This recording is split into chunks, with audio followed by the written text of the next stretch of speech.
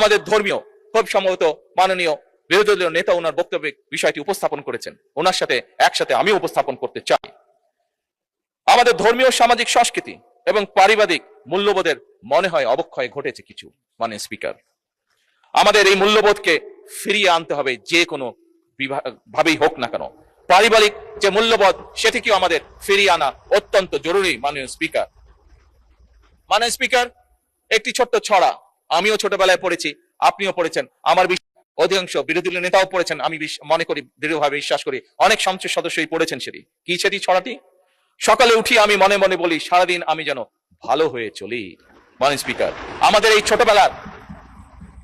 ছোটবেলার যে ছড়া বা কবিতা, যেই মূল্যবোধ, সেই মূল্যবোধ আমাদেরকে এই সংসদকে যে কোনো মূল্যে ফিরিয়ে আনতে হবে। মাননীয় স্পিকার,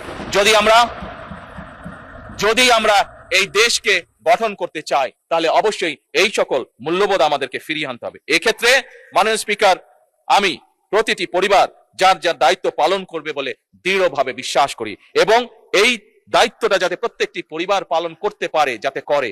মাননীয়, আপনার মাধ্যমে মাননীয় সকল সংসদ সদস্যকে আমি অনুরোধ করব, এই ব্যাপারে যদি আপনারা যার যার এলাকায় মানবিক দায়িত্ব গ্রহণ করেন, তাহলে আমরা আমাদের কাঙ্ক্ষিত বাংলাদেশকে ফিরিয়ে আনতে পারবো।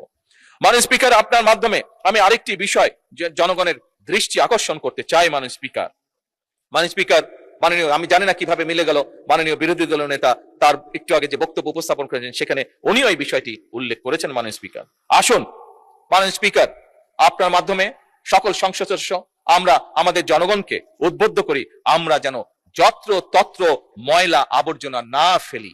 এটি আমরা যদি প্রত্যেকে, বাংলাদেশের 300 এলাকায় 300 জন সংসদ সদস্য, এবং আমার বোনেরাও যে 50 জন আমাদের এখানে নারী সংসদ সদস্য আছেন, সেই বোনেরাও যদি স্ব এলাকায় আমরা দায়িত্ব গ্রহণ করি, তাহলে অবশ্যই আমরা এই অবস্থার পরিবর্তন ঘটাতে পারবো।